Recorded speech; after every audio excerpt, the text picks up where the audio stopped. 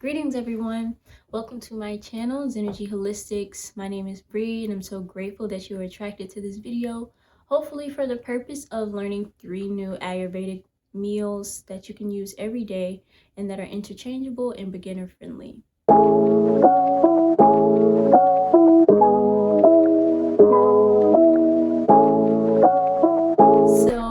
I'm creating this video and offering this information or knowledge because I have a project to do and I'm hoping to get an A. But aside from me getting an A on my project, I also know what the struggle is like to want to find healthy meals. And you may enjoy cooking, you may enjoy eating the healthy food, but it's such a strain to find the recipes or find what you should be using, especially if you're a Vata type like me, and you can get so in a frenzy so easily. Anxiety comes very easily for you. So, and then also not only the struggle of creating something or finding something, but when you do find something, it just gets redundant even after a couple of days or even a couple of weeks. So hopefully these recipes that I'll be sharing will give you more to add to your list, to your cooking playlist, and give you more versatility in your diet. I'm a student of Ayurveda. I have been for the past 2 years since I graduated high school. 2 years? 2 years. Yes, it's 2022. 2 years. So I've been studying at the Boston Ayurveda School since August of last year. And luckily for me, Miss Kate O'Donnell, which is an author of multiple Ayurveda books or books on Ayurveda, she is one of my teachers. Isn't that crazy? So I've been learning some recipes and I'm just looking to get this book. This is the book. It's called The Everyday Ayurveda Cookbook, a seasonal guide to eating and living well. So in her book, she has multiple chapters on the different seasons, what to eat throughout the different seasons, what foods, what fruits and vegetables and spices, and then also foods and recipes for each season, every season. And then she has a second book that I may put down in the description, sorry for my pronunciation. But I may put it down in the description. It's a book, an everyday Ayurveda book. Let me get it. I'm just gonna get it because I keep stuttering. And you know me, stuttering isn't gonna help anybody. So let's get it from my handy dandy library. Featuring. Okay, so this book is called The Everyday Ayurveda Guide to Self-Care. And I'll most likely be making more videos with this, using this book. Both of these are really great books. These have been helpful in my journey, and trust me, honey, as a Vata, it's been hard. Because Ayurveda is based on consistency and you trying and taking the steps every day. And that all sounds fun. It sounds great when you're learning it, but taking the steps can sometimes be hard. And I hope that I can be here to guide you and help you throughout this. And hopefully anyone who is experienced in Ayurveda can also help me in the comments. We can build a community, an Ayurvedic community on YouTube. That'll be fun. And now to the recipes. First recipe is intended for breakfast or a snack. You'll only need 3 main ingredients, which is ghee, the everyday spice mix in Kate's book and in the description, and an apple. The raisins and figs are completely optional. I've never done it. I don't prefer it, but maybe you will.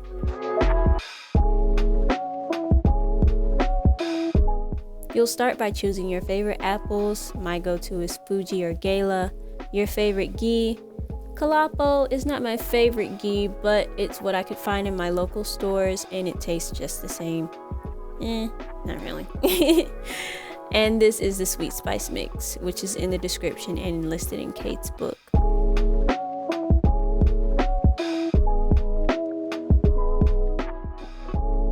You'll start by chopping your apples into however thick or thin you want your slices, and adding the ghee and sweet spice mix into the pan to heat together.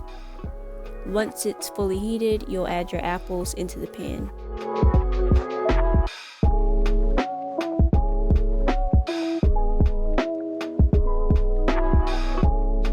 You'll stir the apples to coat all the pieces evenly and let them fry on each side for 2 to 3 minutes.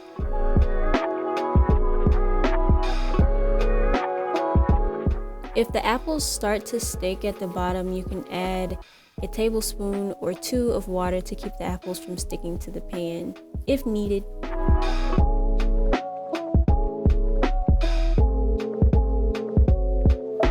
It's completely up to you for how long you'd like to cook your apples, determining how soft you want them or how hard you want them. I choose to keep mine in the middle, a little chewy and a little soft.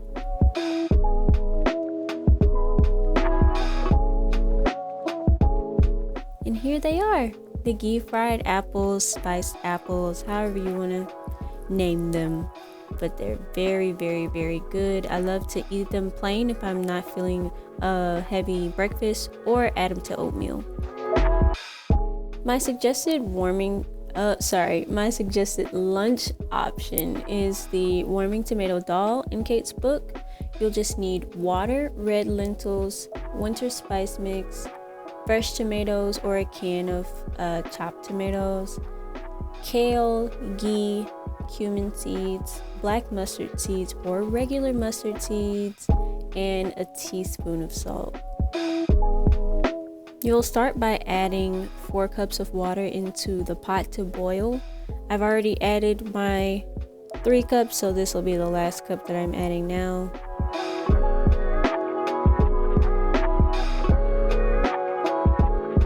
While the water is boiling, you'll get your lentils and rinse them until the water runs clear. It's always good to rinse lentils before you cook them. I've never soaked them. I've never heard anyone tell me to soak them, but if you know better, do better. I was gonna do half of this recipe and later decided to do the whole thing. That's why you see me pouring half a cup of lentils instead of a whole cup.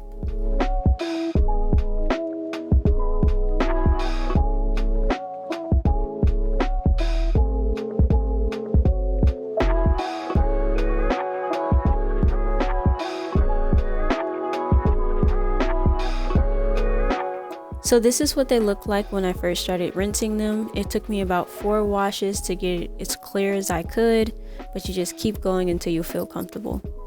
So this is the second rinse.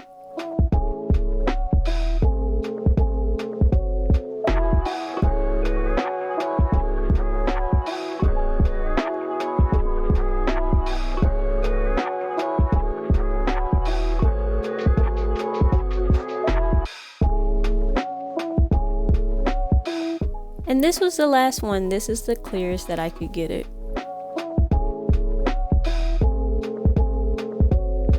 We're good.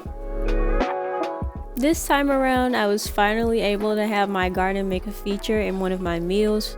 This is the first time I'm eating out of my winter garden. I got some baby kale, and it's looking good and definitely tasted good. I used regular mustard seeds because, again, I could not find black mustard seeds anywhere, not even at my local Whole Foods. And I used those cumin seeds. This is the salt that I use. Maybe get something more organic if you feel more comfortable. That's all I had though. And the Kalapo ghee is making another feature.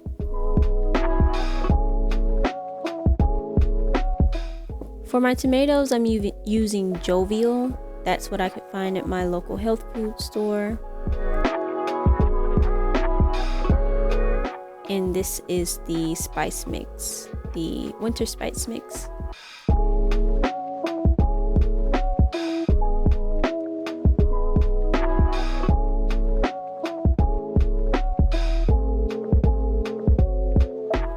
So the water has started to boil, and Kate says once it starts to boil, you'll add the lentils to the water along with the spice mix.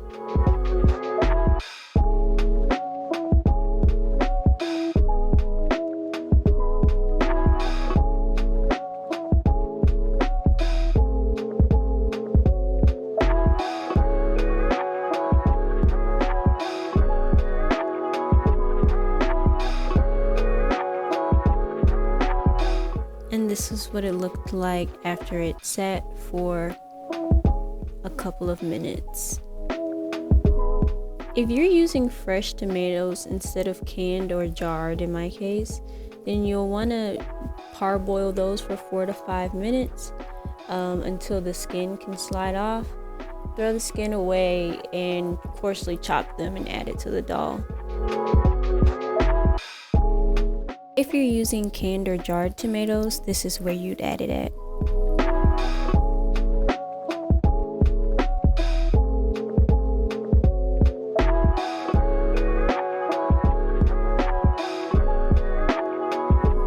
You'll want to bring it to a boil again after you've added your tomatoes and the juice, and turn it down to low and simmer uncovered for 30 minutes.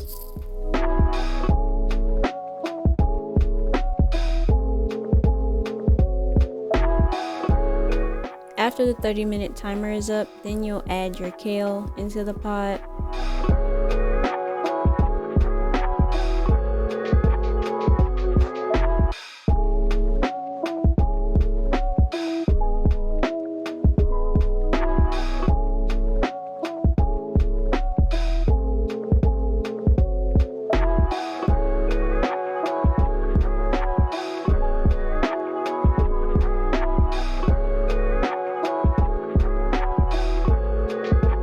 After adding the kale, let it simmer for 30 more minutes.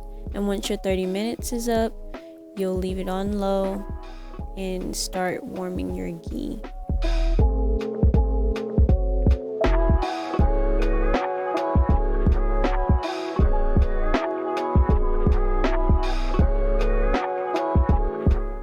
So this is my tiny little ghee tempering pan that I like to use. It's so cute. I didn't have any use for this until I started cooking Ayurvedic food.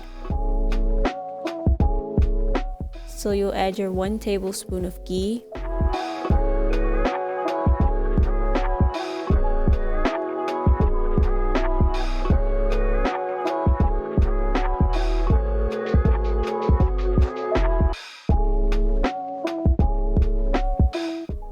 Heat the ghee in medium heat, and once it's heated up, you'll add the cumin and mustard seeds to saute.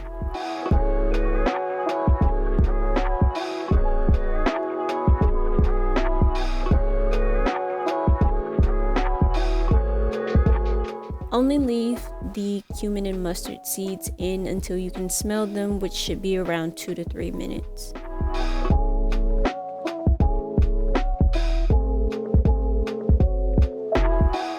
If the mustard seeds happen to start jumping out of the pan, just cover the pan up. The tempering may not be done yet, but just cover it up.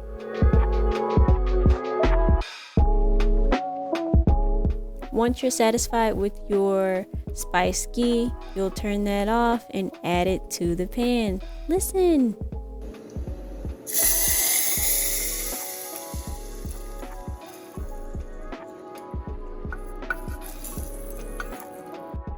So you'll stir that in and add your salt to taste and let it stay for 5 more minutes uncovered.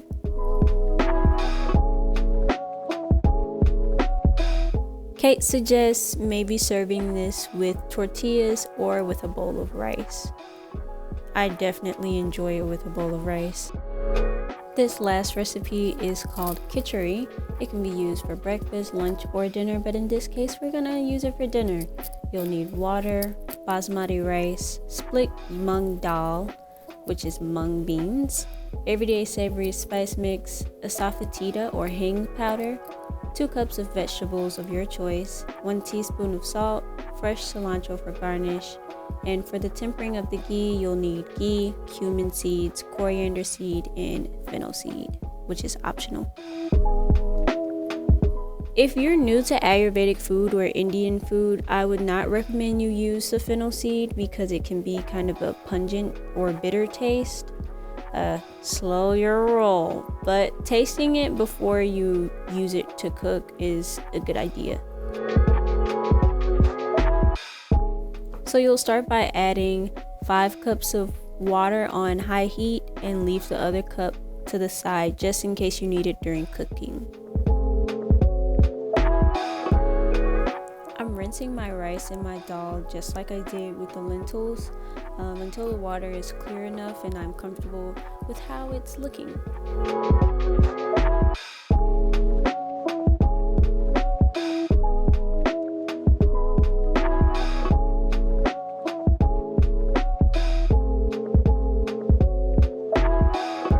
Was that like the third or fourth rinse? I don't remember, but it was good to go. And the dal had been soaked overnight. You can soak it for at least an hour. She recommends using yellow split mung dal. I could only find regular green mung beans. So this is what I use, and they are sprouted.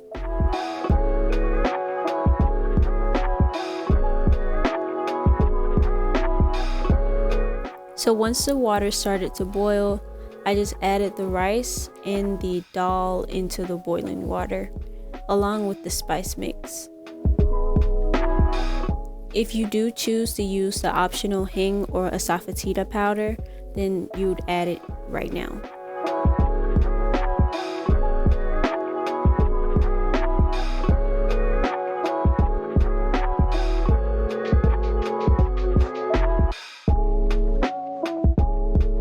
It's also probably a good idea to mention that I did not use basmati rice. I used brown rice because that's what I had, but I would recommend using basmati because it takes less time to cook. So once the water starts to boil again, you'll turn it down to low heat. And if you're using potatoes or carrots or any hard vegetables, you would add it in now.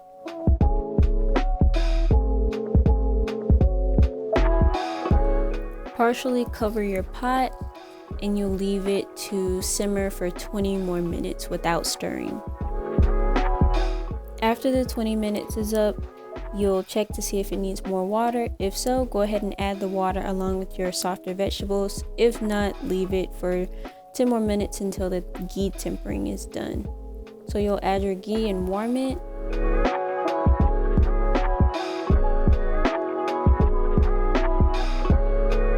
After it's done warming, you'll go ahead and add the cumin, coriander seeds, and optional fennel seeds.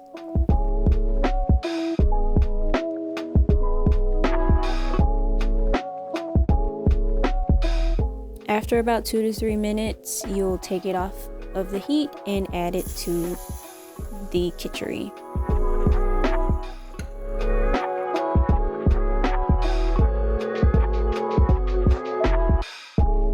Stir it in and add salt to taste and let it stay on the heat for a few more minutes.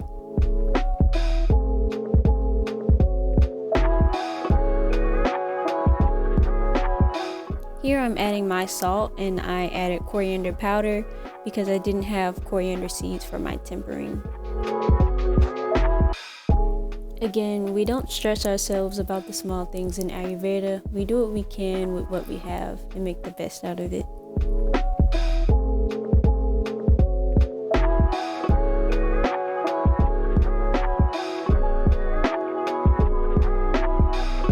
So that is the end of this video. Though I kind of drug it out over multiple days, it was pretty draining. And not in a bad way, because it was all good food and I know it's going to make me feel good, which is another pro tip in Ayurveda or cooking period. If you're not in the best mood, maybe don't cook a long meal, I'd say, because you still got to eat. But try to put yourself in a good mood when you're cooking. And even if you can't make yourself feel good and fake it till you make it at that time, just think of the intentions that you want to come from this food. I want to be in a better mood after I eat this food. I want to wake up in a better mood, because I know that's what I'm about to do once I eat this khichdi for dinner. So I appreciate you for watching my project video, and hopefully I'll make more videos on Ayurveda and different health tips as I go along with my journey, holding myself accountable and other things that I have going on in my life with my business. So thanks for watching.